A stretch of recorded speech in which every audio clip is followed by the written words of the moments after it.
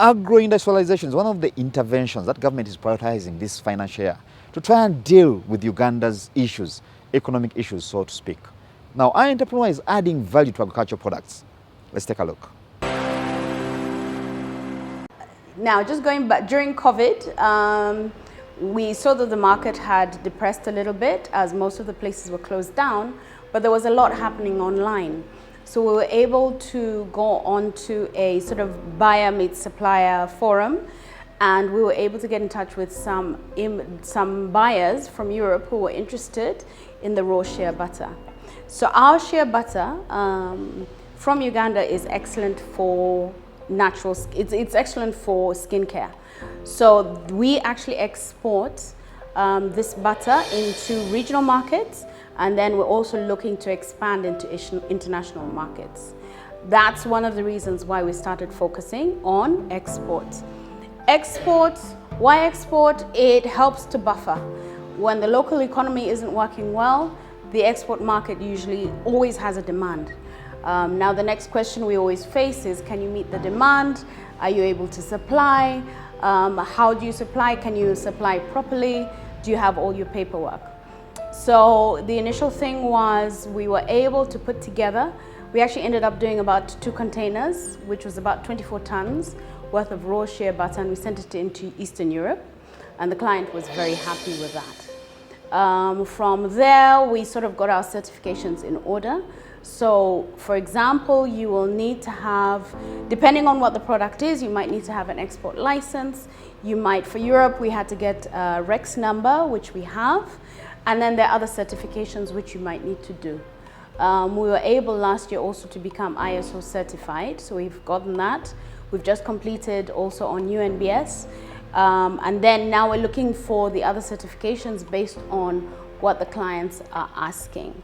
So a lot of it is trial and error in terms of finding the right clients and being able to provide.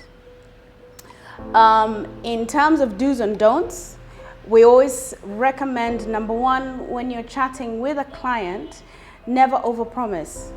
We find a lot of times there's a lot of skepticism where people ask, but can you supply? Can you handle? And the issue is, what I always promise is what I can do. So if you ask me to supply 10 containers of shea butter every month, I can't do that. But I certainly can do 1 every 6 weeks. That I can promise to do. There is support available, but most of that you have to look at the particular agencies. So people like Export Promotions Board can be very useful, and then other developmental partners who are actually helping in that process. So really for us, it's been a learning curve. We're trying to learn more. At the moment also we see the Africa Free Continental Trade Area as a very big win for us if we can get there. So we're starting to look and see what that looks like, what the logistics also looks like, and then hopefully we'll be able to get into those markets. In terms of opportunities, it is very wide. At the moment there's a lot of interest definitely into Africa and African products. Whether it is a fruit, a vegetable, a raw material, or a finished product, all of those markets are open. I think wherever, because we get queries from Asia, from the US, from Europe, some from Africa. So, I mean, the world is huge. We're over, I think, 7 billion people now. So with that, it has an increasing demand. So I think what you need to do is sort of study your particular area that you're looking for. Like for us, we would really love to just focus on the African and European markets. If the other ones come up, well and good, but you know, we sort of need to know a little bit more about how those operate. Yeah, so the potential is always huge. I think the more information you can get out there, the better. So staying afloat in terms of business hasn't been easy. We all know that the market is very hard, but you have to, sometimes you have to take very hard decisions. For example, last year we expanded the team. We tried to expand into an area that wasn't really suited for us. So we then had to take the hard decision to actually scale back, which we did.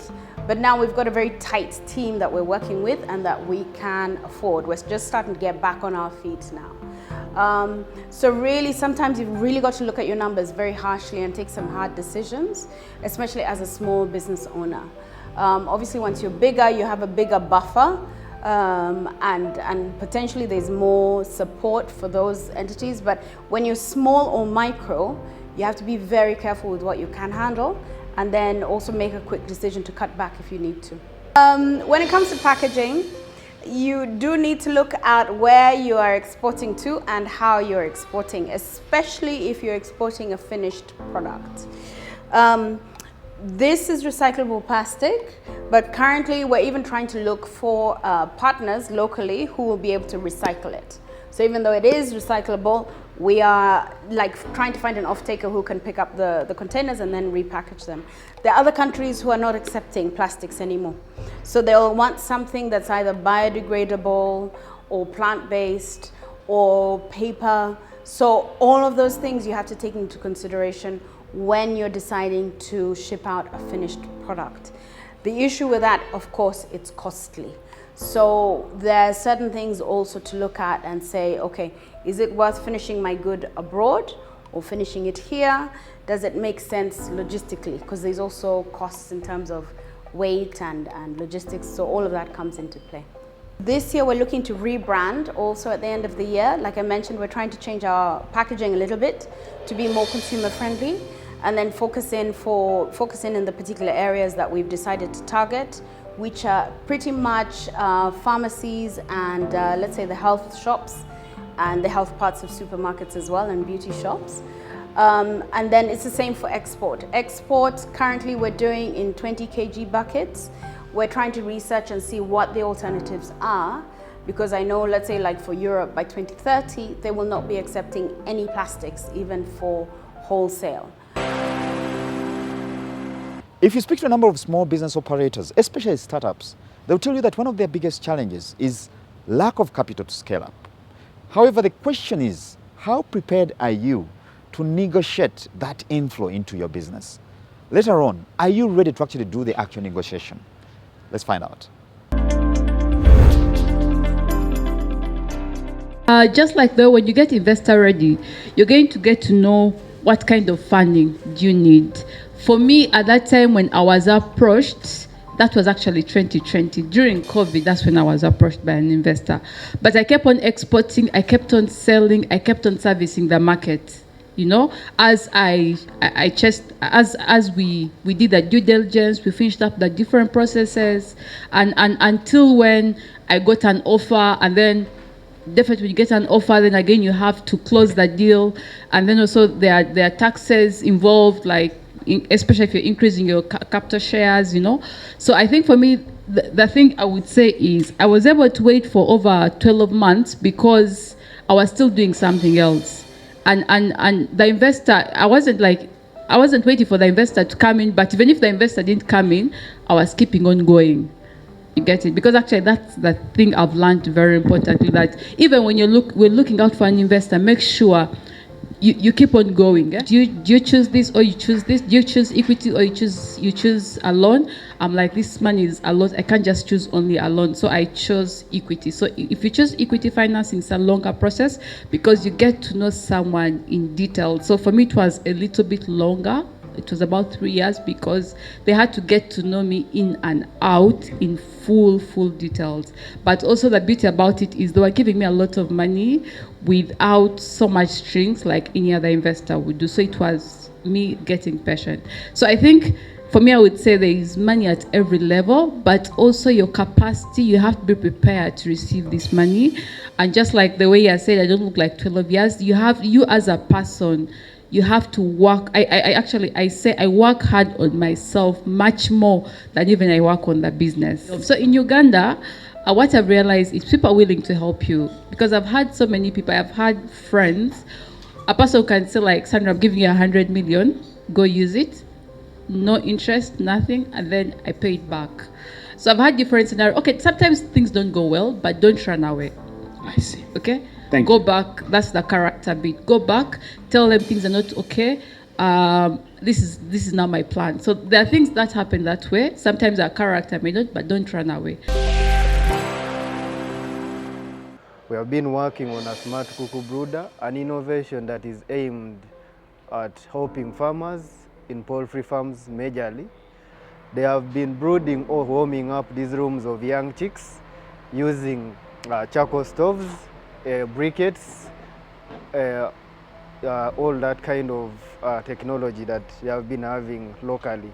But however, that format of brooding has always been having disadvantages in that charcoal is getting expensive in the country in most of the places.